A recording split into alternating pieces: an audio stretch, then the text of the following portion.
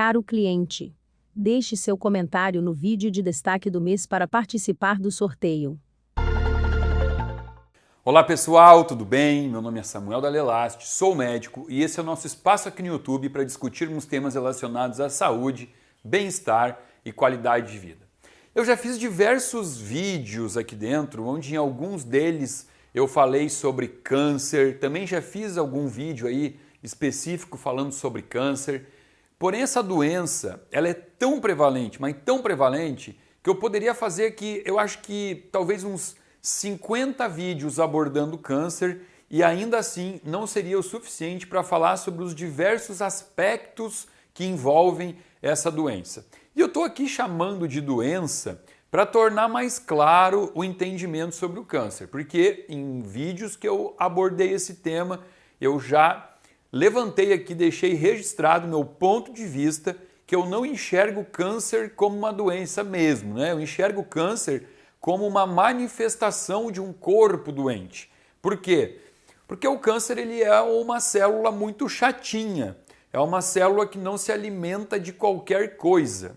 Eu costumo comparar o câncer com aquele parente chato que quando vai na nossa casa a gente fica aterrorizado porque ele não come nada, ele é chato para comer. Você fala assim, você quer comer isso? Ai, não, isso eu não como. Você quer que eu te sirva tal coisa? Não, isso aí eu também não como. Aí você vai lá e você fala pro parente assim, quer que eu faça um ovo para você? Ele fala, até quero, mas assim, a gema nem muito dura, a gema nem muito mole, sabe? Aquele parente muito chato para comer. Esse é o câncer. O câncer, ele não se alimenta de qualquer coisa. O câncer se alimenta de inflamação, de acidez, de glicose. Você tem que dar para ele um meio adequado para que ele possa se proliferar, se desenvolver e sobreviver, né? Então, em condições ideais de um corpo saudável, o câncer não teria vez. Ele não teria como continuar se alimentando e se sustentando se o corpo não for um terreno biológico fértil para plantar a sementinha do câncer e para o câncer se desenvolver. Bom, importante entender, ainda falando sobre câncer, que existe uma relação muito grande com o sistema imunológico, né? Por exemplo, todos os dias, a cada segundo, milhares de células nossas se dividem, dão origem a novas células. Então, o nosso corpo está o tempo todo se refazendo, né? Fazendo novas células e morrendo células velhas. E essas células que se replicam, pensa assim, existe uma célula que tem um material genético, né? O material genético está dentro do núcleo, tem um núcleo, material genético dentro do núcleo, organelas, o citoesqueleto, o citosol, tudo isso que compõe uma célula microscópica. E agora essa célula, ela se divide em duas. Então tem que dividir tudo, né? Tudo que está dentro de uma célula tem que se dividir para formar duas novas células completas. Não é pela metade. A célula tem que ter o mesmo número de cromossomo, o mesmo número de organelas, tudo igual. E essa replicação, essa divisão celular, ela pode dar origem a células perfeitas ou ela pode dar origem a células doentes, células mutagênicas, né? Que aí seriam então células cancerígenas. O interessante é que muitas vezes essa divisão celular, que a gente vai chamar de mitose, meiose, ela dá origem a uma célula doente, uma célula tumoral, uma célula cancerígena.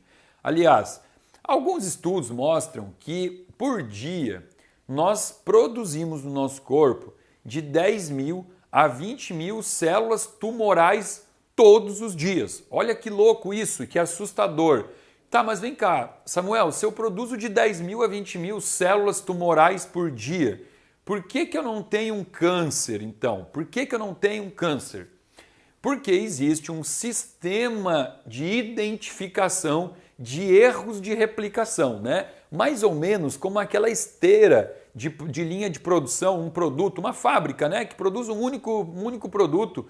E aí existem pessoas ali, funcionários que ficam na frente de uma esteira e aqueles produtos vão passando e a pessoa ela tem que fazer o padrão de qualidade, ela vai identificar se aquele produto está perfeito, tem algum dano, alguma avaria, e se tem algum dano ele é retirado da esteira e ele não vai chegar no consumidor. Então o corpo tem isso, o corpo tem um sistema de identificação que dá uma olhada, olha as células, se elas foram divididas em células saudáveis, e uma vez que seja identificado que essas células não são saudáveis, que alguma célula veio danificada, é mais ou menos como se pegasse essa célula responsável por identificar isso, ela pegasse um pincelzinho e fosse lá e ela pinta essa célula. Ela apresenta essa célula para o sistema imunológico, ela pinta para ela ter uma cor diferente. Eu estou usando uma linguagem lúdica aqui, tá?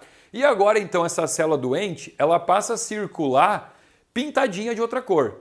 E aí então o nosso sistema imunológico, ele tem função de fiscalizar essas células aí doentes, pintadas, né? Tem uma outra cor, e aí então vai lá e faz o que a gente chama de fagocitose, né? Vai lá e pega aquela célula danificada e tira ela, tira fora da esteira para não continuar no corpo, né? Então, por mais que nós produzimos durante o dia células danificadas, existe um sistema que tem essa função de nos proteger.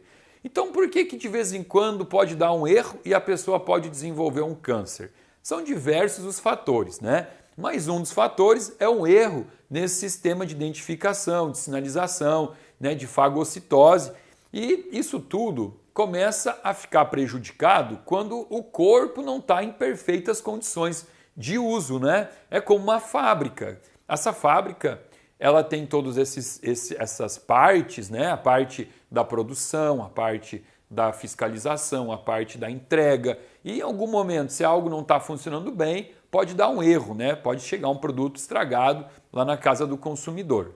Em alguns lugares do mundo, alguns países, o câncer já é a doença que mais mata pessoas, ultrapassando inclusive as mortes por doenças isquêmicas, como por exemplo o infarto agudo do miocárdio, o acidente vascular cerebral. E quando eu tenho uma doença que está acometendo tanto a população, o mínimo que eu tenho que fazer é tentar entender, né? Por que é que as pessoas estão apresentando tantas doenças neoplásicas? São vários os fatores que levam a isso. Eu vou pontuar aqui com vocês, assim, ó, o primeiro fator aqui, não está na ordem, né? Vamos colocar todos, vamos jogar aqui, não é na ordem de importância.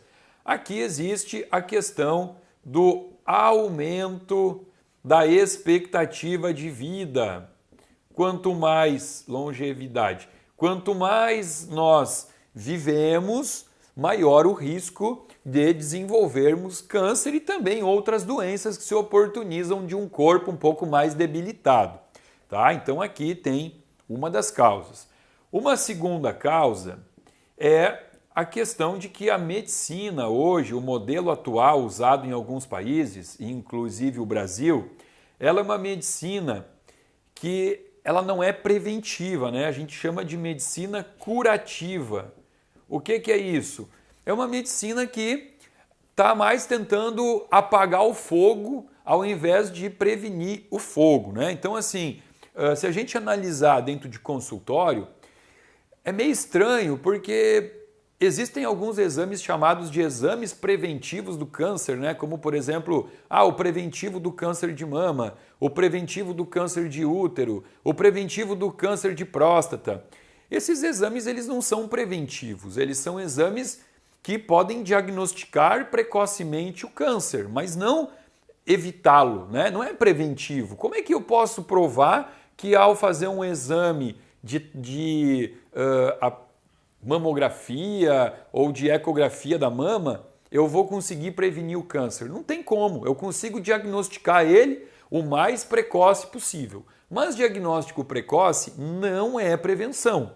Inclusive, muitas vezes, isso chega a ser até paradoxal, né? Porque assim, ó, já tem diversos estudos mostrando, por exemplo, que o uso da pílula anticoncepcional aumenta o risco de câncer de mama. O estudo que foi mais lindo até hoje provando isso, o estudo que foi muito bem desenhado, foi publicado em 7 de dezembro de 2017, que foi um estudo que acompanhou uma população de mulheres enorme na Dinamarca e nesse estudo trouxe então que após avaliar mulheres que utilizavam métodos contraceptivos à base de hormônio, chegou-se ali a uma conclusão que podia aumentar em até 38% o risco de câncer de mama.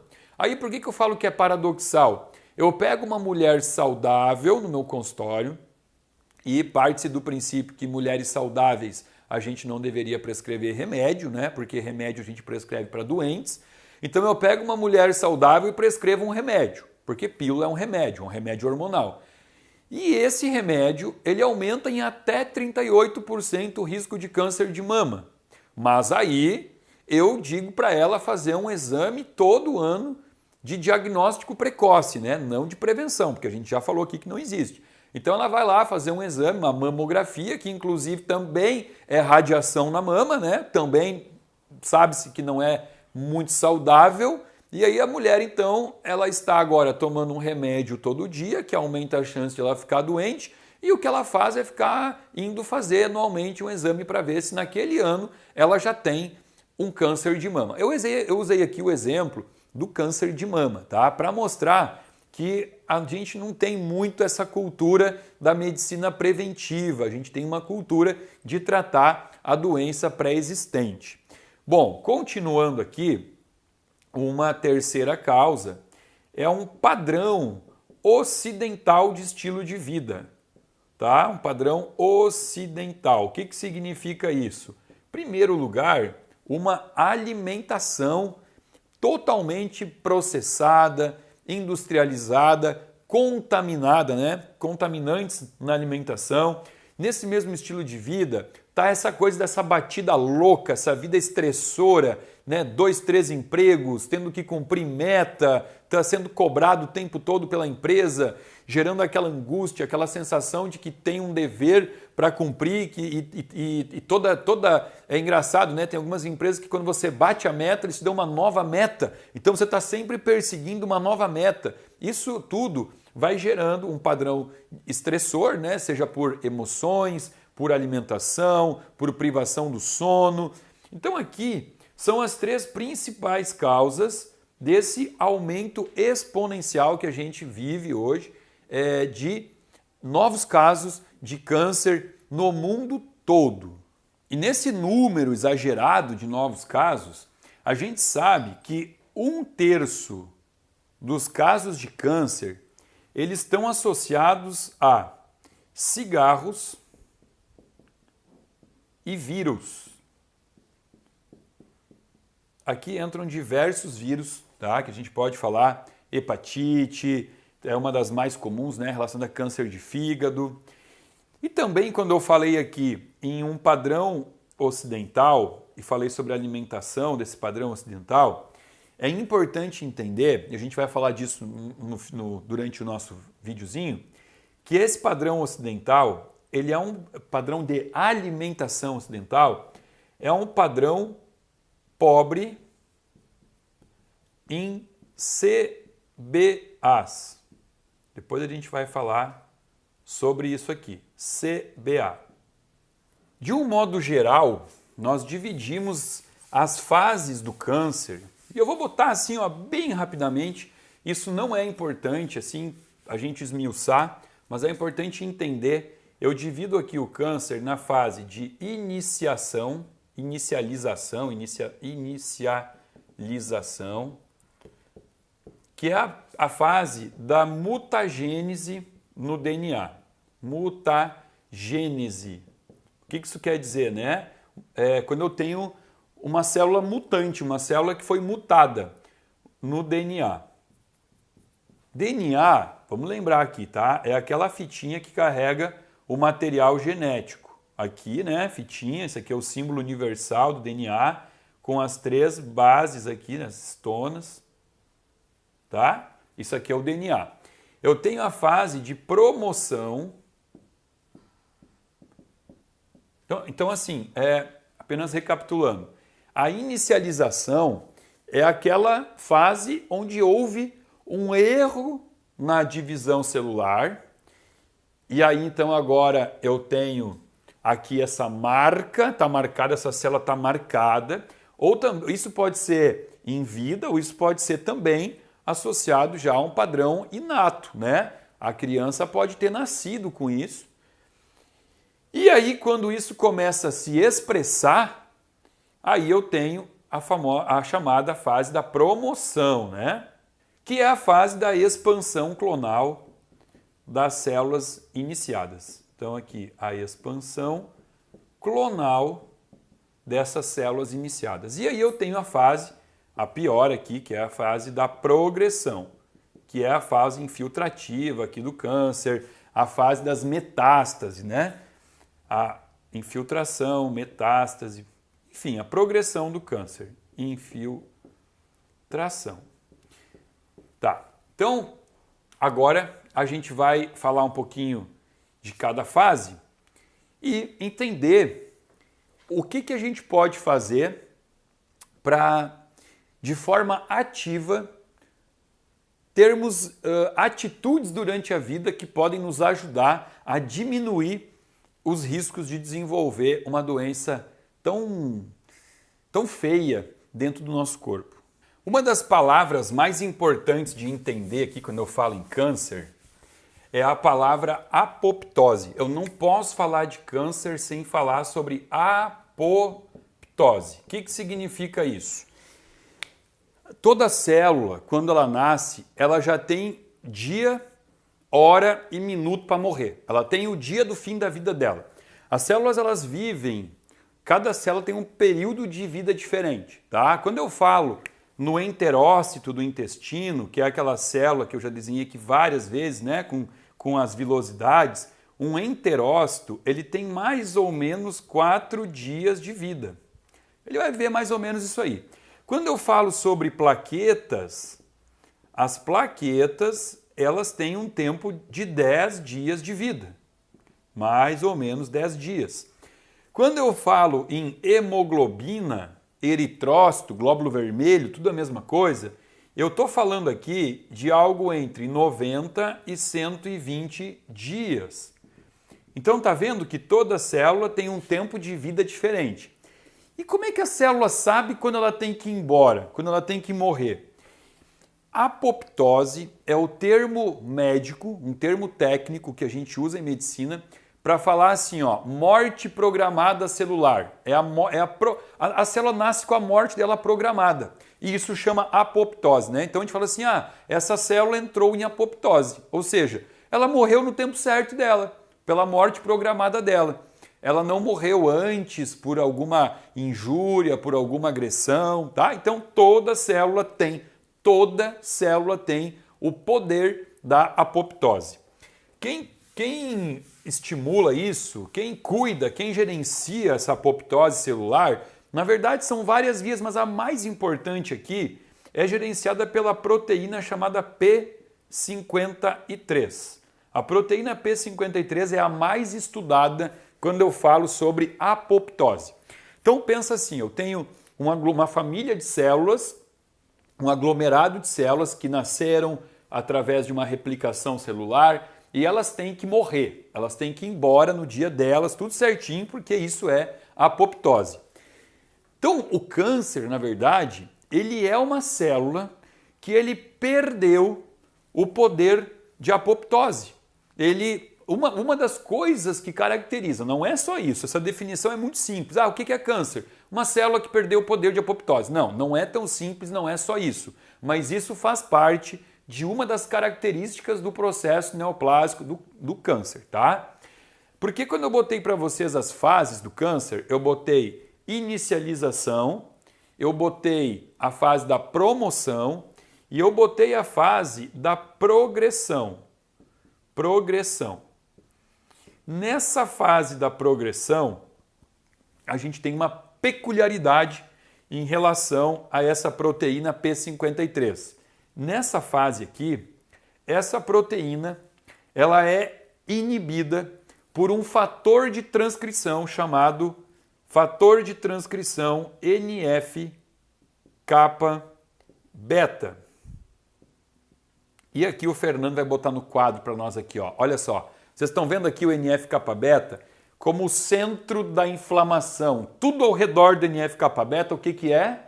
é citocina pró-inflamatória. Então, o NF-kappa-beta, ele é o centro da inflamação. Então, olha o que eu falei para vocês. O câncer precisa de inflamação para se instalar no corpo. Então, uma pessoa que teve câncer, que está com câncer, automaticamente ela tem ali algum gatilho, alguma via inflamatória ativada. E essa via inflamatória, a maioria das vezes, vai começar por esse fator de transcrição NF-kappa-beta, que é um sinalizador, é um precursor de várias citocinas inflamatórias. E o NF-kappa-beta, na fase de progressão, ele inibe a proteína P53, que, por sua vez, tem que fazer a apoptose da célula, né? Apoptose, morte da célula. Então aqui eu começo a não ter mais morte dessas células doentes. E por isso que elas se aglomeram formando um tumor, formando um processo tumoral, tá? Óbvio que alguns fitoquímicos aqui, alguns antioxidantes também, eles vão atuar diretamente aqui, inibindo esse processo, né? Ajudando o corpo. Aqui entra o licopeno, entra as lignanas, as ligninas, o ômega 3. E uma coisa que entra aqui são as catequinas. Por que catequina? Quando eu falei que o câncer ele precisa de um lugar perfeito para ele, além da inflamação, vamos desenhar aqui, ó. Isso aqui é uma célula cancerígena, tá? Vamos botar assim, ó, uma cara de mal aqui, ó, porque ela é malvada. Essa célula cancerígena, ela precisa também de uma vascularização própria, ela precisa de vasos sanguíneos próprios. Então é muito comum que você vai ver, aonde tem um tumor, um câncer, existe o que a gente chama de uma neovascularização. Ela começa a produzir novos vasos sanguíneos para aumentar o próprio aporte sanguíneo para ela mesma. Olha que inteligente e malandra que é essa célula. E essa nova vascularização que a gente está desenhando aqui, ó, vasos sanguíneos chegando até essa célula tumoral, esse processo é inibido pelas catequinas, que estão predominantemente no chá verde. O chá verde é um dos alimentos que mais tem catequina. Olha que bacana, chá verde contra processos cancerígenos, né, através das catequinas. Então aqui entenderam? Ó, NF-kappa-beta péssimo para o câncer por conta da diminuição da ação da proteína P53, que por sua vez garantiria a apoptose para que a célula morresse. Agora a célula não morre e ela continua aí, tá? NF-kappa-beta, ele é ativado por várias vias, como eu falei já nesse vídeo aqui, pela via do estresse, pela via de uma alimentação processada, industrializada, principalmente picos de glicose, tá? O açúcar aumenta muito o fator NF-kappa-beta, porque ele vai, uma vez que você tem um aumento do açúcar, você vai ter um aumento da insulina. E a insulina excessiva no corpo, ela é gatilho não só para a via do NF-kappa-beta, mas também para uma via da interleucina 6, que é uma citocina inflamatória, do fator de necrose tumoral alfa, que também é uma via inflamatória. Tudo isso daqui vai alimentando células cancerígenas. Isso aqui é importante entender porque existem publicações que, na verdade, são publicações muito honestas, muito seguras, né? Estudos que realmente eles não são publicados à toa, tem um embasamento, essa é a palavra, tem embasamento, que é o seguinte, o WCRF, que é o Fundo Mundial do Estudo do Câncer, e o AICR, que é o Instituto Americano de Pesquisa do Câncer. Se vocês querem ler artigo bem atual e bem embasado, são artigos publicados por essas duas entidades aqui, tá?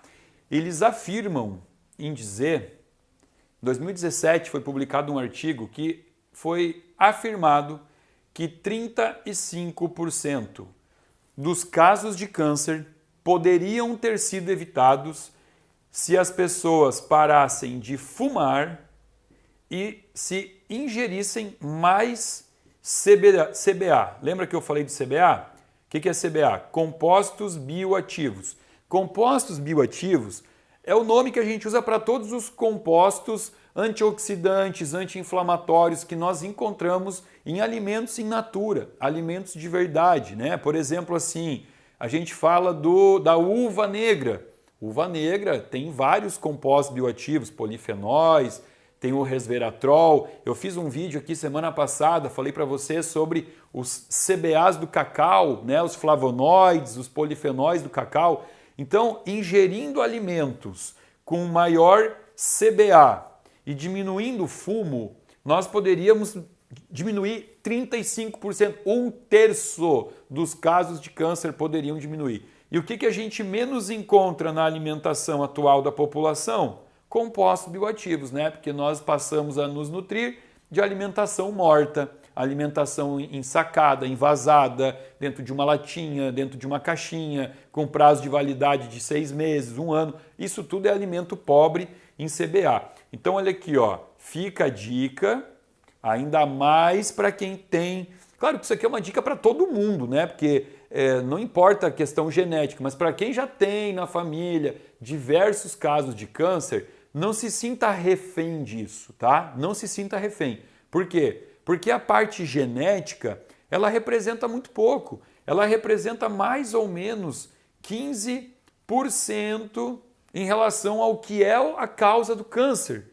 A maior parte aqui de representatividade, os outros 85%, a gente está falando do quê? De fator ambiental. Samuel, você tá louco, não pode ser tanto. Não. Então vamos fazer o seguinte, Fernando, mostra para nós aqui, ó. Ó, acessando o site do INCA, ó, vocês estão vendo aqui? A gente acessa o INCA, Instituto Nacional do Câncer. Aí você olha aqui, ó, causas de câncer. Olha aqui essa tabela aqui, ó. Essa tabela não, essa figura, esse gráfico. Olha aqui, isso está no site do INCA. Então, se eu estou louco aqui nesse vídeo, o Instituto Nacional do Câncer também está. E o Instituto Nacional do Câncer está embasado no quê para falar isso? Está embasado no estudo no Projeto Genoma 2003, quando a gente codificou todo o nosso gene, a gente entendeu isso, né? Que por mais que você venha para o mundo com algum gene, algum polimorfismo, né? Por exemplo, mulheres que carregam polimorfismo para o BRCA1 ou BRCA2. Quem é que tinha polimorfismo desses genes aqui? Angelina Jolie, né? Que são os genes para o câncer de mama. O que ela fez? Ela tirou o peito fora, as mamas fora, né? Na verdade, foi uma escolha dela. Mas quando a gente entende que você não é refém da tua genética, você pode modificar tudo ao teu redor, né? Você adota um estilo de vida saudável, que isso é muito mais impactante do que os próprios genes que você carrega.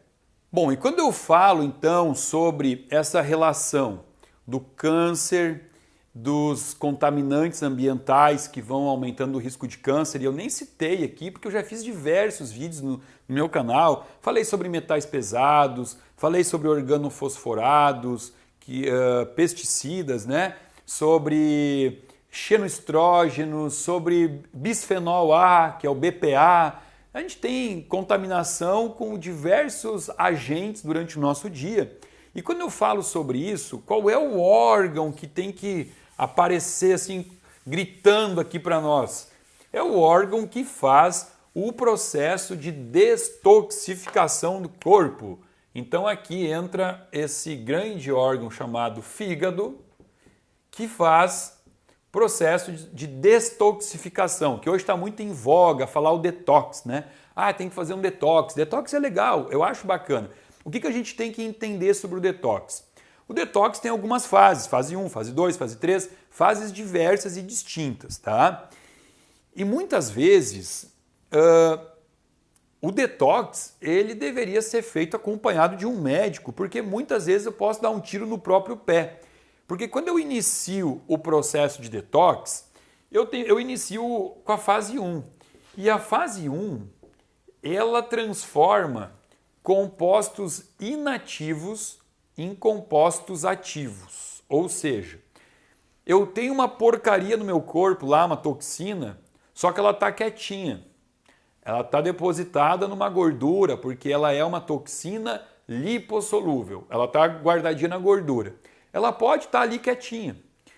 E para eu excretar ela, para eu botá-la para fora, destoxificar o meu corpo, eu preciso aqui nessa fase, eu preciso ativar ela para poder jogá-la fora. Então, às vezes, no detox, eu posso aumentar, num primeiro momento, a toxicidade no meu corpo, porque eu tenho que ativar esse lixo que está guardado em mim para poder botar para fora. Então, eu tenho que, obrigatoriamente, garantir que o meu fígado ele tem a capacidade de seguir todas as etapas do detox para chegar até o final e botar fora. Botar fora essa porcariazinha aí. Vou dar alguns exemplos aqui, tá? Vamos falar aqui dos hidrocarbonetos aromáticos policíclicos, tá? E das aminas heterogênicas. Aminas heterogêneas. O que entra aqui? Ó, hidrocarboneto aromático policíclico, tá? Aqui vai entrar a carne queimada, né, o churrasco. Aqui vai entrar o cigarro. Aqui vai entrar produto final da queima do petróleo. Petróleo. Vai entrar outros poluentes. Eu preciso eliminar isso daqui do corpo. Eu preciso pegar essas aminas aminas heterocíclicas. Ó, aminas heterocíclicas. Tá? Eu preciso pegar isso tudo, inativar para botar para fora. Então o que vai acontecer? Isso aqui, enquanto está no corpo, não está fazendo nada, porque precisa se ligar a um receptor. Não existe nada no corpo que tenha função se não tem um receptor. Então, o hidrocarboneto aromático policíclico, as aminas heterocíclicas, elas têm que se ligar no receptor aqui, ó, que é o receptor de aminas heterocíclicas. Esse receptor aqui, ele vai ativar, por sua vez, algumas CYPs. Isso eu já falei em alguns vídeos, tá? O que é uma CYP? Existe no fígado um conjunto de enzimas que serve para fazer processo de metabolismo. Isso chama assim, ó, é um conjunto de enzimas citocromo P450, tá? A gente chama de citocromo P450. São enzimas que fazem diversos metabolismos. Quando as aminas heterocíclicas, quando o HAP se liga no receptor, o receptor ativa 3 enzimas do fígado, que é a CYP1A1, a CYP1A2, a CYP1B1. Ó, ativei agora CYPs que essas sim, por sua vez, vão determinar processos que vão começar a acontecer dentro do meu fígado. E eu passo a ter, então, essas porcarias que até então estavam inativadas, hidrocarboneto aromático policíclico, que é a amina heterocíclica, agora eu ativei. Acabei de ativar na fase 1 para poder excretar, né? Por quê? Porque eu transformei isso que estava depositado na gordura, ela era lipossolúvel,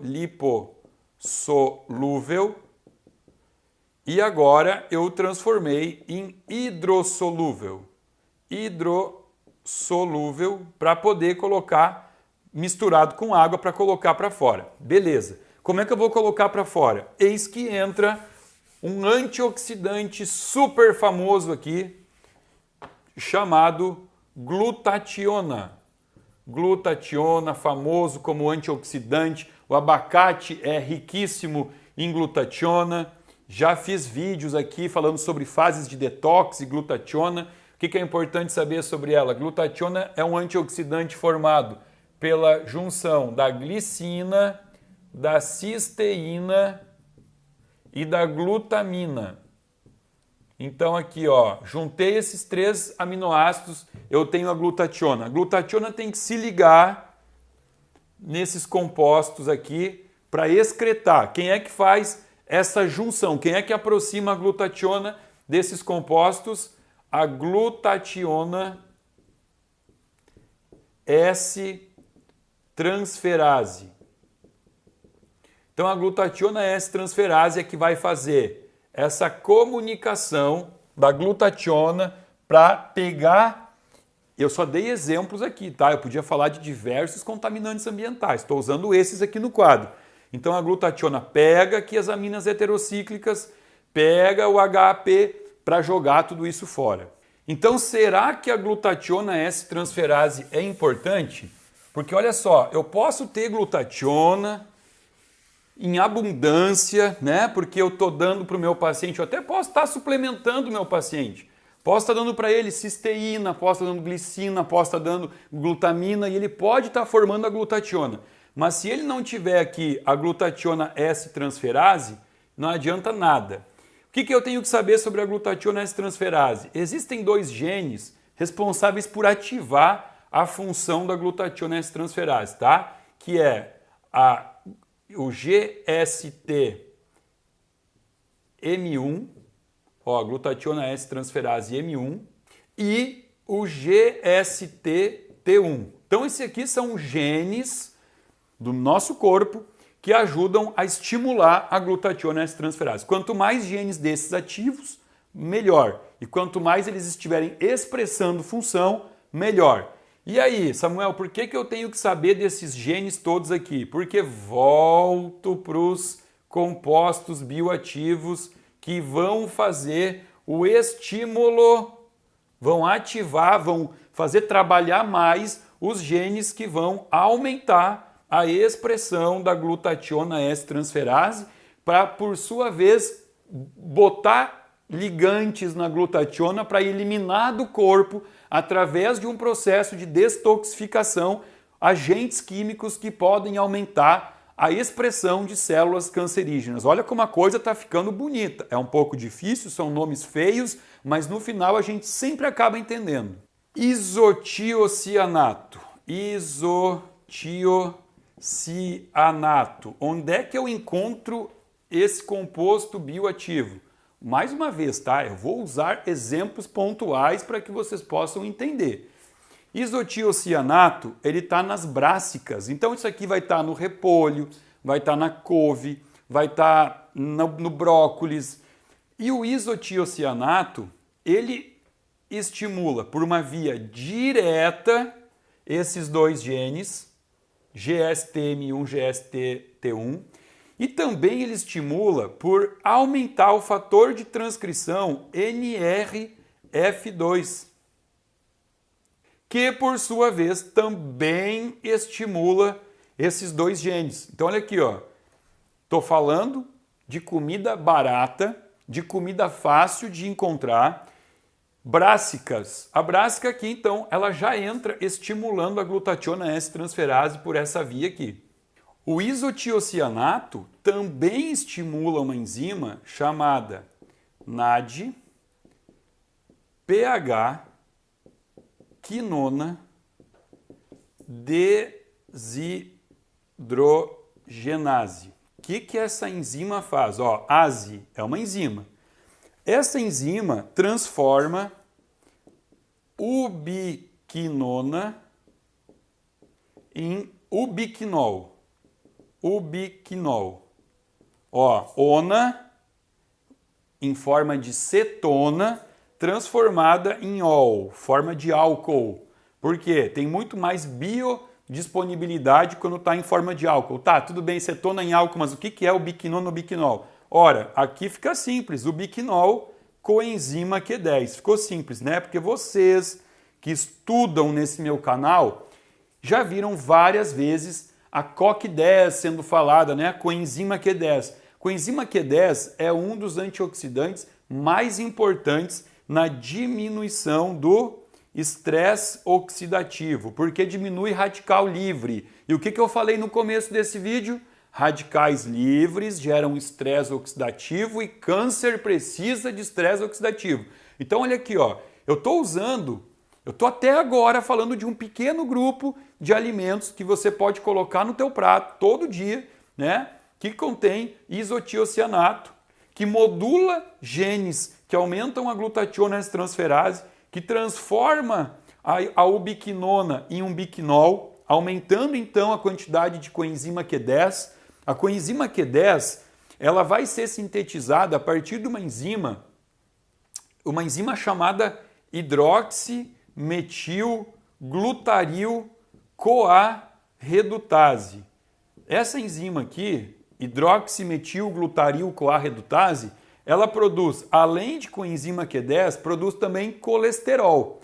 Adivinha para que serve aquele remedinho chamado estatina para baixar colesterol? Ele é um inibidor da hidroximetilglutaril-CoA redutase. Então olha aqui, uma estatina, né, que é representada pelo Crestor, pelo Liptor, diversos nomes aí, simvastatina, ela inibe a enzima que produz colesterol e coenzima Q10, né? Então aqui ela aumenta a possibilidade de gerar um estresse oxidativo. Por quê? Porque se eu não tenho coenzima Q10, eu tenho menos ação de produção de ATP na mitocôndria, diminui a energia vital, aumenta o estresse oxidativo. Viram como as coisas vão se ligando? A bioquímica é bonita por causa disso. E quando tudo isso ainda por cima dá errado, quando eu não consigo estimular aqui a glutationa, eu ainda tenho mais uma possibilidade. Vamos falar de mais uma enzima aqui, que é a 8-oxaguanina DNA glicosidase. Isso aqui é uma enzima que ela vem do metabolismo da glicose. E aqui está um detalhe por que eu não gosto muito de dietas zero glicose, né? Essas dietas que hoje as pessoas falam assim, eu estou fazendo low carb. Aí eu vou ver o que é low carb, a pessoa se confundiu, ela está fazendo um no carb, zero carb. O carboidrato foi demonizado, só se consome gorduras e proteínas. E aí eu tenho então um probleminha, porque no metabolismo do carboidrato, mas eu não estou falando de carboidrato simples, tá? Esse não se consome, eu estou falando de carboidrato complexo, né? Comer uma mandioca, uma batata doce, comer inhame. Nesse metabolismo de carboidratos, eu vou gerar a 8-oxaguanina DNA glicosidase, que é considerada aqui, vamos desenhar ela, ó, vamos ver se eu consigo desenhar ela. Faz tempo que eu não desenho aqui para vocês, né? Ó, e não deu certo. Eu não devia ter tentado. Olha aqui, ó. Parece uma tesourinha? Ela é considerada a enzima tesourinha. Por quê? Porque quando eu tenho uma replicação celular danificada, olha aqui, ó. Isso era para ser um DNA. Quando eu tenho uma troca aqui, né? Eu troquei uma base nitrogenada aqui. Eu troquei um uracil por guanosil, tá? O que vai acontecer? Isso está errado. Essa enzima, ela vem aqui e ela recorta, ela vai cortar o pedaço da minha fita de DNA que está falhada e ela vai arrumar isso aqui. Ela vai ajeitar, ela vai refazer essa fita de uma forma que fique normal, que fique saudável. Olha a importância dessa enzima, que além de vir do metabolismo da glicose, ela também é estimulada pela luteína e pela zeaxantina, que são, por sua vez, CBA, compostos bioativos que eu vou encontrar no alimento. Então agora, colocando esse monte de nome feio aqui, eu simplesmente consegui mostrar para vocês aquilo que eu falei lá no início. O corpo ele tem todo um sistema de reparo que pode nos ajudar a evitar o câncer desde que o meu corpo esteja apto para isso, não esteja destruído pelaquela alimentação inflamatória, pelo um estilo de vida inflamatório. Então assim, eu sei que às vezes eu pego um pouquinho pesado, né? Boto um monte de nomezinho que complica, mas a ideia do vídeo eu tenho certeza que vocês entenderam. Uma das doenças que mais tira a vida de pessoas no mundo pode ser evitada se você tiver uma postura ativa na tua vida. E não ficar depositando isso só para o médico, né? Ah, eu vou no médico todo ano fazer o check-up. Me explica, como é que um check-up pode evitar um câncer?